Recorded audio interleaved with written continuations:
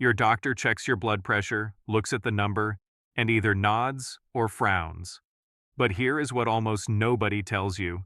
The number that is considered perfectly healthy for a 35-year-old might actually be dangerous for a 70-year-old. And the number your doctor is telling you to aim for might be based on guidelines that were never actually designed with older adults in mind. Millions of people over 60 are either being overtreated or undertreated for blood pressure right now, and the consequences of getting this wrong are not minor. We are talking about stroke, heart failure, kidney damage, and even falls that can be fatal. So before you take another blood pressure pill or skip one, you need to hear the real truth about what the best blood pressure actually is for older adults. And the answer is going to surprise you. Welcome back to the channel. Today we are tackling one of the most misunderstood topics in senior health crux, blood pressure.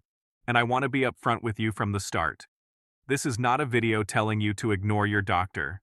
This is a video that gives you the knowledge to have a much better, much more informed conversation with your doctor, because the science on blood pressure in older adults has shifted significantly in recent years, and a lot of people, including some healthcare providers, have not fully caught up with what the latest research actually says. Here is what we are going to cover today.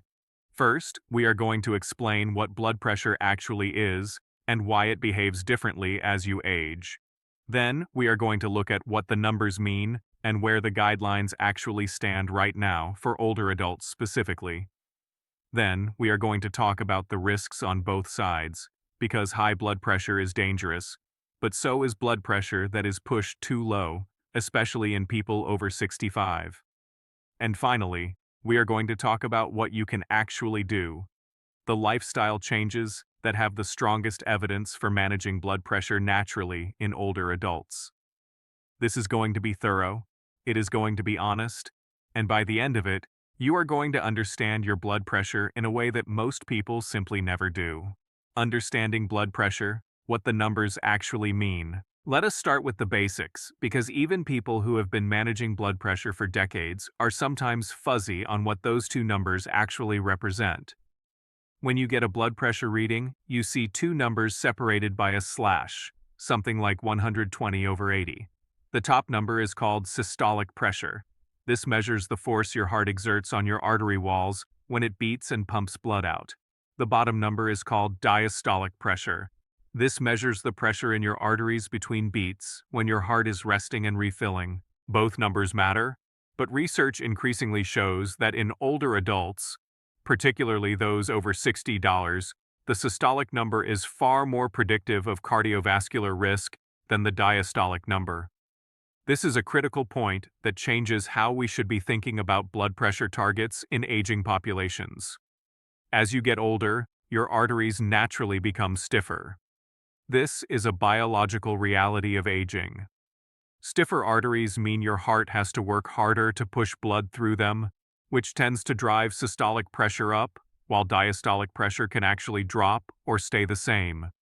This is why isolated systolic hypertension, where only the top number is elevated, is the most common form of high blood pressure in people over 65. Now here is where it gets really important.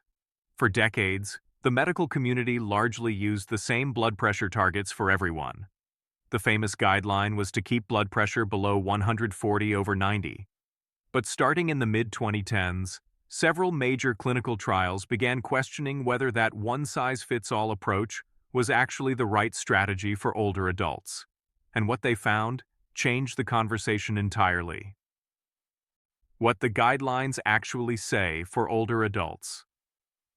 In 2017, the American College of Cardiology and the American Heart Association released updated guidelines that lowered the threshold for high blood pressure from 140/90 to 130/80.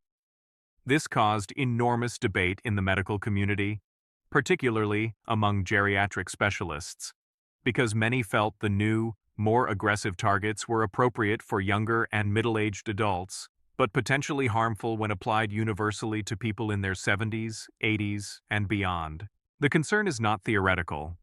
A landmark clinical trial called SPRINT, the Systolic Blood Pressure Intervention Trial, studied over 9,000 adults and found that treating to a target below 120 systolic reduced cardiovascular events significantly compared to targeting below 140. That sounds straightforwardly good, but here is what often gets left out of the headline.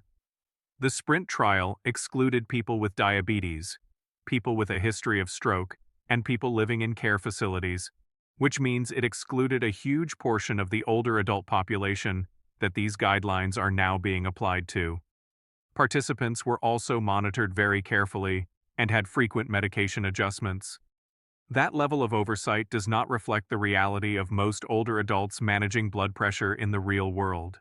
A separate body of research, including a large study published in JAMA Internal Medicine following adults over 65, found that very aggressive blood pressure lowering in older adults was associated with increased risk of kidney injury, dangerous drops in blood pressure upon standing called orthostatic hypotension, fainting, and fall-related injuries, including hip fractures. In older adults, a hip fracture is not a minor inconvenience. It carries a mortality rate of up to 30% within 1 year in some populations. That is a serious risk that has to be weighed honestly against the benefits of more aggressive blood pressure control. So where does that leave us? The honest answer is that the best blood pressure target for older adults is not a single universal number. It is individualized. Most major geriatric medicine organizations now recommend that for adults between 65 and 79 who are otherwise healthy and functioning well, a systolic target of below 130 is reasonable if it can be achieved safely without causing symptoms. For adults over 80, or for those who are frail, have multiple chronic conditions, or are on multiple medications, a more conservative target of below 140 or even below 150 systolic may actually be safer and more appropriate. The key phrase in all of this is if it can be achieved safely. Chasing a number aggressively through medication when it causes dizziness, fainting, fatigue, or falls is not better care. It is potentially harmful care. The hidden danger, when blood pressure goes too low. This is the part of the conversation that almost never makes it into mainstream health content. And it is arguably the most important thing older adults need to understand. Low blood pressure, what doctors call hypotension, is not inherently safe just because high blood pressure is dangerous.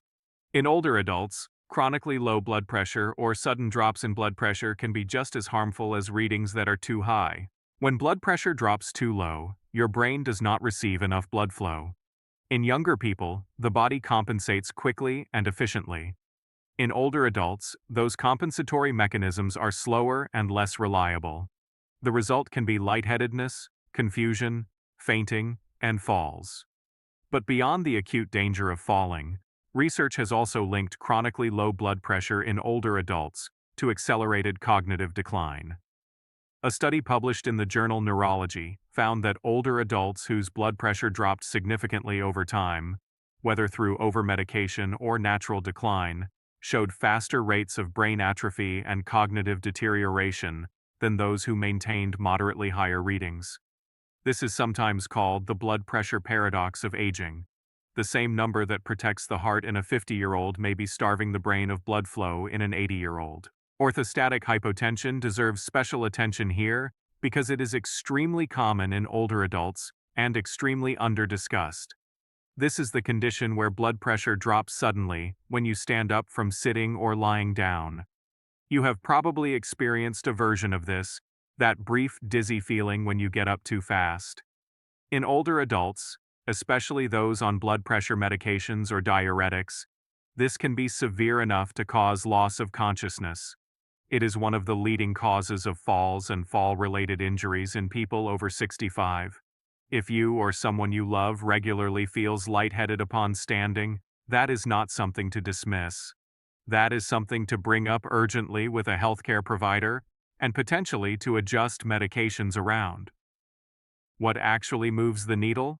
Lifestyle approaches with real evidence. Now, let us talk about what you can actually do, because medication is not the only tool available, and for many older adults, lifestyle changes can be remarkably powerful for managing blood pressure without the side effect risks that come with aggressive drug therapy. The most evidence-backed dietary approach for blood pressure is called the DASH diet. Dietary approaches to stop hypertension. It emphasizes vegetables, fruits, whole grains, lean proteins, and low-fat dairy, while dramatically reducing sodium intake. The research on DASH in older adults is genuinely impressive. Studies have shown it can reduce systolic blood pressure by 8 to 14 points, which is comparable to what a single medication achieves, without any of the medication side effects. Reducing sodium in particular has an outsized effect in older adults, because aging kidneys become less efficient at excreting sodium, which means salt sensitivity increases significantly with age. Many older adults are consuming far more sodium than they realize, because so much of it is hidden in processed foods, canned soups, bread, and restaurant meals, rather than coming from a salt shaker they can see and control. Potassium is the other side of that coin. Potassium naturally counteracts the blood pressure-raising effects of sodium by helping your kidneys excrete more of it. Foods rich in potassium, bananas, sweet potatoes, leafy greens, avocados, beans, and low-sodium tomato products, can meaningfully support healthy blood pressure when eaten consistently. Most older adults are not getting anywhere near enough potassium, and that gap has real consequences for their cardiovascular health. Physical activity remains one of the most powerful blood pressure interventions available. Regular aerobic exercise, walking, swimming, cycling, even gentle dancing, has been shown to reduce systolic blood pressure by an average of 5 to 8 points in people with hypertension. For older adults who may have mobility limitations or joint issues, water-based exercise is particularly valuable because it provides cardiovascular benefit without the impact stress on joints. Even walking 30 minutes 5 days a week produces measurable improvements in blood pressure within weeks. Resistance training also helps, though it should be approached gradually and ideally, with guidance for older adults who are new to it. Chronic stress is another major and often overlooked driver of elevated blood pressure in older adults. Stress activates the sympathetic nervous system, which releases adrenaline and cortisol and causes blood vessels to constrict and heart rate to rise. In younger people, this is a temporary response. In older adults who are dealing with chronic stressors, health anxiety, financial worry, loneliness, grief, the stress response can become chronically activated, keeping blood pressure persistently elevated. Practices like diaphragmatic breathing, gentle yoga, meditation, and even regular social connection have been shown in clinical research to reduce blood pressure through stress pathway modulation. These are not soft suggestions. They are evidence-based interventions with measurable physiological effects. Sleep quality is also directly tied to blood pressure regulation. During normal, healthy sleep, blood pressure dips by 10 to 20%, a phenomenon called nocturnal dipping. People who do not achieve this dip, often because of sleep apnea, poor sleep quality, or chronic insomnia, show significantly higher cardiovascular risk and more difficult to control blood pressure. If you are on blood pressure medication and your readings are still not well controlled, poor sleep may be a major contributing factor that is being overlooked. Sleep apnea in particular is massively underdiagnosed in older adults and is a direct driver of resistant hypertension. If you snore heavily, wake frequently, or feel unrefreshed after a full night of sleep, please discuss the possibility of sleep apnea with your doctor. The conversation you need to have with your doctor. Here is something practical. The next time you sit down with your healthcare provider to talk about blood pressure, ask these specific questions. Ask what target blood pressure is appropriate specifically for your age, your overall health status, and your other conditions. Ask whether the current medication regimen could be contributing to dizziness or falls.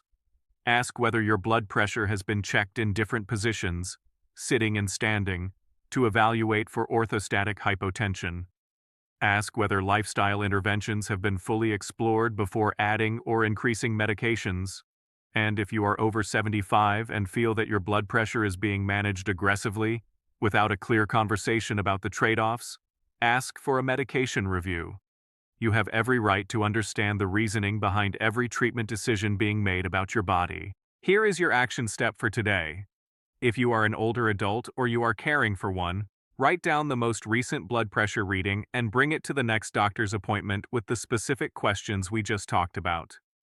Knowledge is only useful when you actually use it, and having an informed conversation with your healthcare provider is the single most important thing you can do after watching this video. If this video gave you something valuable, a new perspective, a question you had not thought to ask, or just a clearer understanding of something that has felt confusing, please hit the like button right now. It genuinely helps this channel reach more people who need this information. And subscribe if you want to keep getting content like this. Honest, science-backed, and focused entirely on helping older adults and their families make better health decisions. Drop a comment below and tell me, has your doctor ever talked to you about age-specific blood pressure targets? Or has it always just been the same generic number? I read every comment, and I would genuinely love to know your experience. Because these conversations matter, and this community is one of the best places to have them. Thank you so much for watching. Take care of yourself, and I will see you in the next one.